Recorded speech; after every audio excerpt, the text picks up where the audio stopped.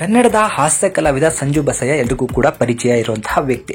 ಇವರು ಹಾಸ್ಯ ಕಲಾವಿದರ ಜೊತೆಗೆ ಕುಳ್ಳ ಕೂಡ ಹೌದು. ಸೊ ಕುಳ್ಳ ಇರುವಂತಹ ವ್ಯಕ್ತಿಗಳು ಕಾಮಿಡಿ ಸಿನಿಮಾಗಳಲ್ಲಿ ಅದ್ಭುತವಾದ ಪರ್ಫಾರ್ಮೆನ್ಸ್ ಅನ್ನ ಮಾಡೋದನ್ನ ನೀವು ನೋಡಿರ್ತೀರಾ.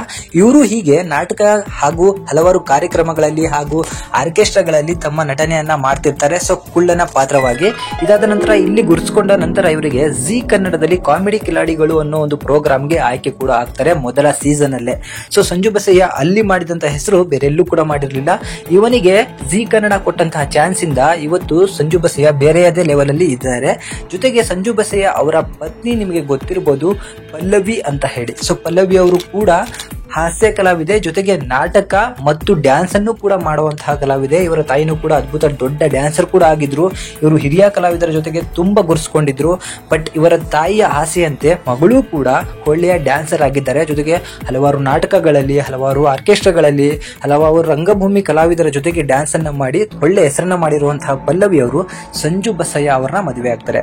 ಸಂಜು ಬಸಯ್ಯ ಕುಳ್ಳ ಇದ್ರೂ ಕೂಡ ಇಬ್ಬರ ನಡುವೆ ಪ್ರೀತಿ ಅನ್ನೋದು ಹುಟ್ಟಿ ನಂತರ ಅದು ಪ್ರೇಮವಾಗಿ ತಿರುಗಿ ಇಬ್ರು ಕೂಡ ಮದುವೆಯನ್ನ ಮಾಡ್ಕೊಂಡಿದ್ದಾರೆ. ಈ ಎರಡು ಜೋಡಿಗಳು ಈಗಿರುವಂತಹ ಸೆಲೆಬ್ರಿಟಿ ಜೋಡಿಗಳಿಗೆ ಮಾರ್ಗದರ್ಶನ ಅಂತಾನೆ ಹೇಳ್ಬೋದು. ಸೊ ಸಂಜು ಬಸಯ್ಯ ಕುಳ್ಳ ಇದ್ರೂ ಕೂಡ ಅವರನ್ನ ಎಷ್ಟು ಗೌರವದಿಂದ ಎಷ್ಟು ಪ್ರೀತಿಯಿಂದ ನೋಡ್ಕೋತಾರೆ ಅಂತ ಹೇಳಿದ್ರೆ ಪಲ್ಲವಿ ಅವರಿಗೆ ನಾವು ಸೆಲ್ಯೂಟ್ ಅನ್ನೇ ಹೊಡಿಬೇಕು. ಯಾಕಂದ್ರೆ ಹಲವಾರು ಜನ ಎಲ್ಲನೂ ಇದ್ರೂ ಕೂಡ ಬೇರೆ ಯಾವುದೋ ಒಂದು ರೀಸನ್ಗೆ ಡಿವೋರ್ಸ್ ಅನ್ನ ತಗೊಂಡು ಬೇರೆ ಆಗಿ ಹೋಗೋದನ್ನ ನಾವು ನೋಡಿದೀವಿ. ಈ ತರ ಒಂದು ಕುಳ್ಳ ಹಾಗೂ ಬೇರೆ ರೀತಿಯಾದಂತಹ ಜನಗಳು ಅವರನ್ನ ಕರೆಯೋ ರೀತಿಯಾಗಿರ್ಬೋದು, ಅವರ ಅವಮಾನಿಸೋ ರೀತಿಯಾಗಿರ್ಬೋದು, ಇವೆಲ್ಲವನ್ನು ತಿಳ್ಕೊಂಡಿರುವಂತಹ ಪಲ್ಲವಿ ಅವರು ಅವರ ಜೊತೆಗೆ ಸದೃಢವಾಗಿ ನಿಂತಿದ್ದಾರೆ. ಅವರಿಗೊಂದು ಸೆಲ್ಯೂಟ್. ಆದ್ರೆ ಈ ಪಲ್ಲವಿ ಅವರು ಈ ಹಿಂದೆ ತಾನು ತನ್ನ ತಾಯಿಯ ಜೊತೆಗಿದ್ದಾಗ ಗಂಡು ಮಕ್ಕಳು ದಿಕ್ಕಿಲ್ದಿರುವಂತಹ ಕುಟುಂಬ ಅಂತ ಹೇಳಿ ಅವರು ಹಲವಾರು ಪ್ರೋಗ್ರಾಮ್ಗಳನ್ನ ನಡೆಸಿಕೊಂಡು ಹೋಗುವಷ್ಟೊತ್ತಿಗೆ ರಾತ್ರಿ ಆಗ್ಬಿಡೋದು. ಅದಕ್ಕೋಸ್ಕರ ಅಲ್ಲೇ ಇರುವಂತಹ ಲಾಡ್ಜ್ ರೂಮ್ ಮಾಡ್ಕೊಂಡಿರ್ಬೇಕಾದ್ರೆ ಅಲ್ಲಿರುವಂತಹ ಕಾಮುಕನ ಮಕ್ಕಳು ಅವರ ತಾಯಿಯ ಬಳಿ ಹೋಗಿ ಹಣಗಳನ್ನ ಕೊಟ್ಟು ಅವಳನ್ನ ನಮ್ಮ ಜೊತೆಗೆ ಕಳಿಸು, ಒಂದು ರಾತ್ರಿಗೆ ನಮ್ಮ ಜೊತೆಗೆ ಕಳಿಸು ಅಂತ ಹೇಳಿ ಕೆಟ್ಟ ಕೆಟ್ಟ ರೀತಿಯಲ್ಲಿ ಇವರನ್ನ ಸಿಕ್ಕಾಪಟ್ಟೆ ಸತಾಯಿಸಿರ್ತಾರೆ. ಅಷ್ಟೇ ಅಲ್ಲ, ಇವರಿಬ್ರು ಕೂಡ ಒಂದು ದಿನ ಒಂದು ಲಾಡ್ಜ್ ಅಲ್ಲಿ ರೂಮ್ ಮಾಡ್ಕೊಂಡಿರ್ಬೇಕಾದ್ರೆ ನಾಟಕ ಮುಗಿಸ್ಕೊಂಡ್ಬಂದು ರಾತ್ರಿ ಆ ರೂಮ್ ಅಲ್ಲಿ ಮಲಗಿರ್ಬೇಕಾದ್ರೆ ಅಲ್ಲೇ ಇದ್ದಂತಹ ಒಬ್ಬ ವ್ಯಕ್ತಿ ಸೂಟ್ಕೇಸಲ್ಲಿ ದುಡ್ಡನ್ನ ತಂದು ಅವರ ತಾಯಿಯ ಬಳಿ ಕೊಟ್ಟು ಈ ದುಡ್ಡನ್ನೆಲ್ಲ ಇಟ್ಕೊಂಡು ನಿನ್ನ ಮಗಳನ್ನ ಒಂದು ರಾತ್ರಿ ಮಾತ್ರ ಕಳಿಸು ಅಂತ ಹೇಳಿ ಕೆಟ್ಟದಾಗಿ ಅವರ ಅಮ್ಮನ ಬಳಿ ಹೇಳಿರ್ತಾನೆ.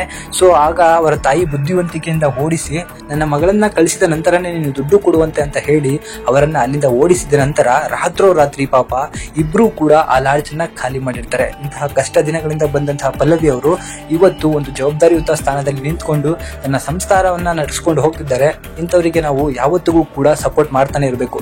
ಇವರಿಬ್ಬರ ಬಗ್ಗೆ ನಿಮಗೆ ಏನನ್ಸುತ್ತೆ ಅದನ್ನ ಕಮೆಂಟ್ ಮುಖಾಂತರ ನಮಗೆ ತಿಳಿಸಿ. Thank you.